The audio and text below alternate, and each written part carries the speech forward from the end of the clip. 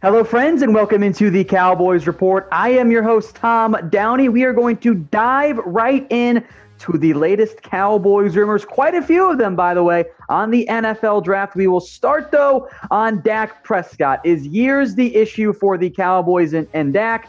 I'm going to give this 4 stars. Now, you guys don't always have to believe what I say. That's totally okay. I understand that. Maybe, though, you'll believe Adam Schefter, who, as you'll see in his quotes, I am starting to suspect watches the Cowboys Report because it's very similar to exactly what I said like 2 weeks ago. And the Cowboys, as you guys know because you're smart people, the Cowboys and Dak still do not yet have a deal done at this time.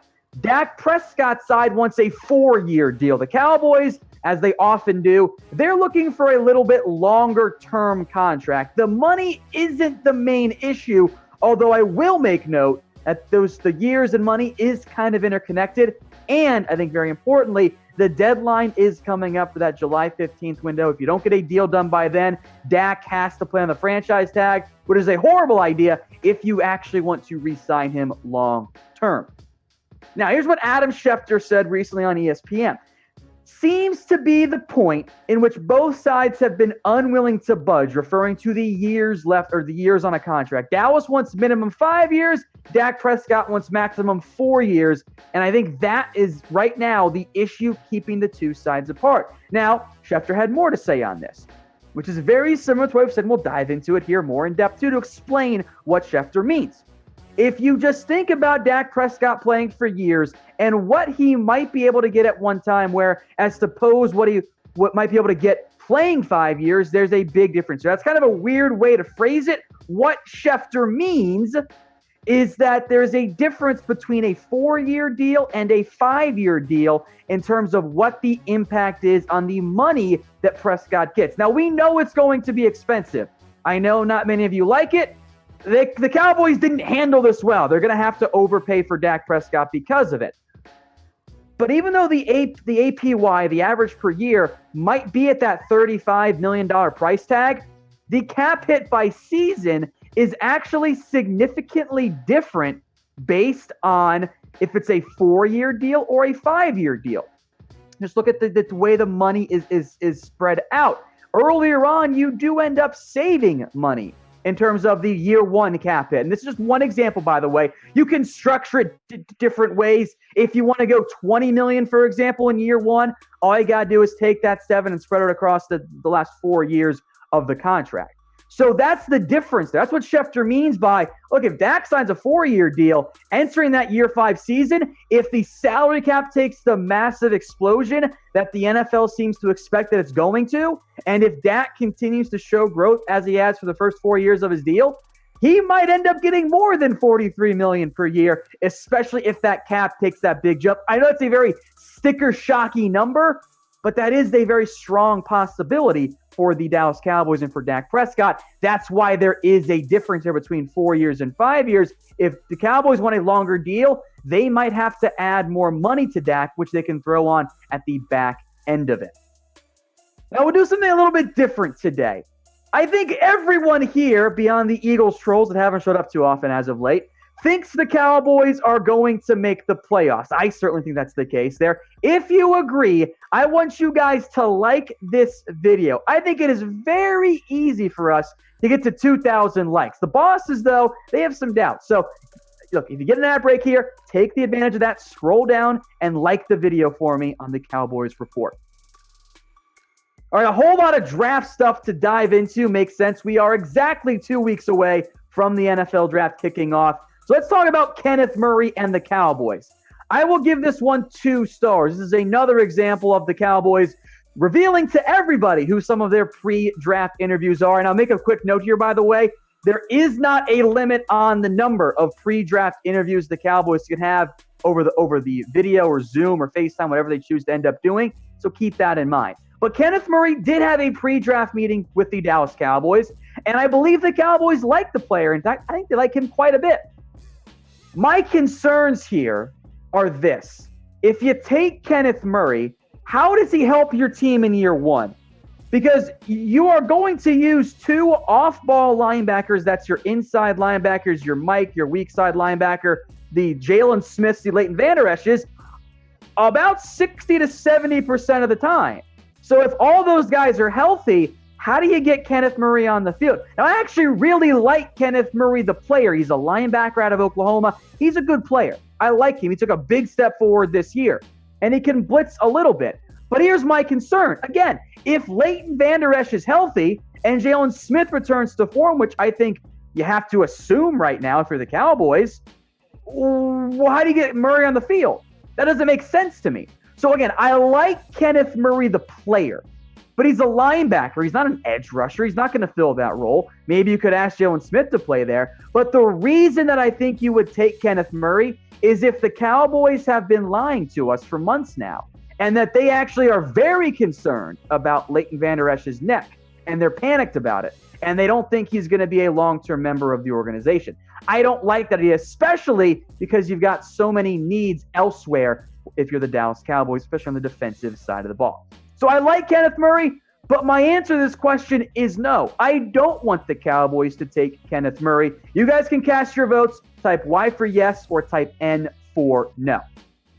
Moving on now to another draft interview. This one, though, the Cowboys have not officially confirmed, at least not yet, is their interest in Justin Madubuike, the defensive tackle out of Texas A&M. 4 stars on this one. Now, if you watched our NFL Combine coverage, you know this is the case, that yes, the Dallas Cowboys do indeed have some interest in the A&M defensive tackle. Shout out Bobby Belt for reporting that the Cowboys have set up a pre-draft video call, remember, unlimited numbers there, for Justin Madubuike and the Cowboys there. Remember, I talked to Justin. He said the Cowboys want him at the NFL Combine. I think he is a possible round 2 target for Dallas. I think that is the sweet spot for him, and I think there's a decent chance he's actually on the board in round 2 at number pick 51 for the Dallas Cowboys. Defensive line is a long-term need. Now, maybe not so much for day 1, week 1 of the 2020 season because you have Gerald McCoy, you have Dontari Poe. You do still need more depth than what you have right now because kind of thin, especially that 3 technique spot. I included Joe Jackson at DT, even though he's not, because I wanted to get him on there. But I do think the Cowboys like Madubuike, and I think in round 2, he makes some sense for the Cowboys. Of course, depending on who else is available. He is a good athlete as well, which always matters in the NFL.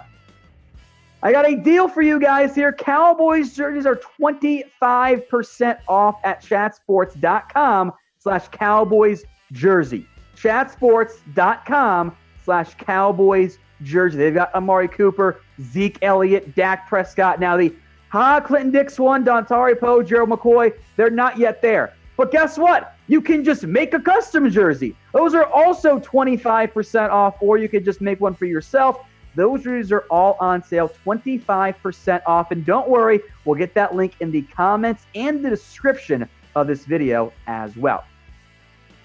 Now, I saw many of you mentioning this name in the comments section. Marlon Davidson, also available here as the Cowboys. Could they take him? 2 stars here as well. This is another pre-draft interview for the Cowboys. Another player, by the way, that they met with at the NFL Combine. I believe it was Jonah Tolles who talked to Davidson and confirmed that for me. Now, Davidson is a kind of unique prospect in the sense that he did not play at Auburn the role he's going to play in the NFL. He was an edge rusher for Auburn. He got up to 300 pounds at the Combine, which frankly wasn't really his plan, but it has happened that way. At that size, at his frame, his body, that is an interior pass rusher. That's what it is. Now, the production was pretty solid despite playing out of position. Davidson in the NFL is going to be a 3 technique. He's going to be a Gerald McCoy type. That's the role he's going to play in the NFL. But at Auburn, he didn't actually play that role. And it's very interesting because there is some projection involved there because, frankly, the role that Marlon Davidson played or is going to play wasn't what was Auburn. So this is his snaps by position in 2019 per Pro Football Focus. Outside the offensive tackle, think that true defensive end 68+% of the time. Over the offensive tackles was still kind of in that defensive end mold, 19.19%. The B gap, which those of you who are unfamiliar, that is in between the tackle and the offensive guard. That's a defensive tackle. That's a 3 tech. only 10% of the time. In fact, as a more nose guard type between the guard and the center, he played that amount, the exact same percentage of his snaps, that he did off the ball as a linebacker. That's kind of crazy to think about right there. So there is some projection there for Davidson, but I do like him as a target at 51, although I'm not sure he's going to end up being there. Now, we're going to keep you covered on everything around the Dallas Cowboys in the lead up to the NFL draft. And, of course, after the NFL draft, we'll do grades, we'll break down the picks, all kinds of stuff for you guys. So if you want the best NFL draft coverage, subscribe now. We'll take care of you. We'll put the link in the comments for you. Hit that big red button and join the #1 Cowboys YouTube channel out there. Let's move on now to, another defensive lineman for the Dallas Cowboys. This one is Raekwon Davis out of Alabama. I'll give this one 2 stars as well. I think there is a pretty significant difference, though, between Madubuike, Davidson, and Davis. Now, Raekwon also met with the Cowboys at the NFL Combine. His best role at Alabama was as a run stopper. He is a very strong run stopper, actually. He's very good in that role. He's got the size to cover. He's a massive human being. Kind of is built like David Irving, but the pass rush production is certainly not there. And that's the issue. That's why I have a 4th-round grade on Raekwon Davis. But all 3 of these guys, either at college or at the Combine, they were all above 300 pounds. That fits the fatties-only mold, folks. So if you want to get a fatties-only t-shirt, head over to chatsports.com/fatties-only. There are still some available. They come in blue and in navy. Join the movement and get yours today. Now, back to Raekwon Davis here, and this is why I included him with the fatties only. Fatties only is about being able to stop the run. That's the whole point of it. That is what Raekwon Davis does best.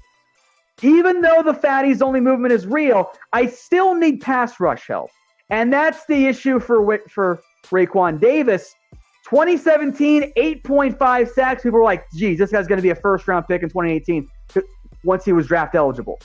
And then he regressed both of the past 2 years. And frankly, going back and watching, kind of seems like that 2017 season was a little bit of a mirage. So let's compare the 3 defensive linemen the Cowboys have brought in then.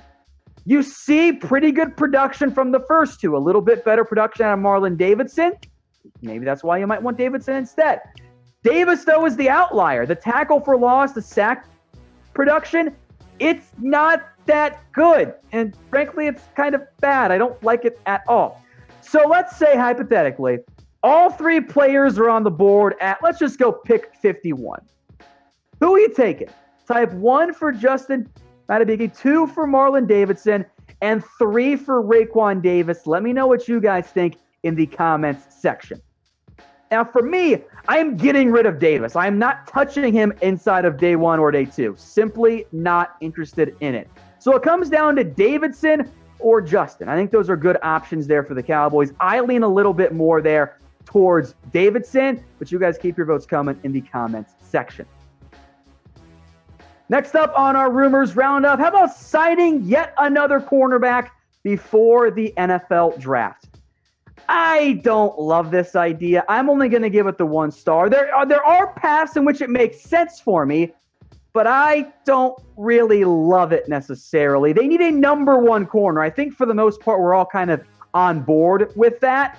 What they don't need is added depth. They are fine right now. They can survive with the depth that they have in terms of their #2s and their #3s. They're in pretty good shape there. And my issue is that the players left right now, which we'll dive into here in just a second, well, they aren't #1 options. That's just not who they are. So let me know what you guys think here in the comments. What should the Cowboys do at cornerback in terms of trying to address that #1 corner need? Type D for draft or S for sign. Obviously here, I lean a little bit more towards D for draft. Now, Blogging the Boys put out a list of names that the Cowboys could target. And they mentioned Logan Ryan, Daryl Worley, Tremont Williams, and Darquez Dennard. My issue here is that there isn't a single #1 corner on the list. Daryl Worley is like a 4. I think Cheeto's better than him, and of course, I think Jordan Lewis, Anthony Brown are better. Tramon Williams, maybe, but he's an old aging veteran. Denard and Logan Ryan are both nickel corners. I don't think this takes care of your number one corner issue. And frankly, I think Logan Ryan is asking for way more than what he wants. Now, of course, I will make one very important note here. If any of those guys want to sign a one-year deal for like the vet min, I am absolutely on board with that one. I think that's a pretty easy decision for the Dallas Cowboys. However, I don't know how likely that ends up being. So I'm just giving it the 1 star for now. Hey Cowboys fans, thanks for watching the Cowboys Report. If you haven't already, click right here to subscribe to our channel for all the best Cowboys coverage on the internet. That's news, rumors, highlights, mailbags, film studies, and a whole lot more. And I'm making your lives a little bit easier as well with the next Cowboys Report video right here.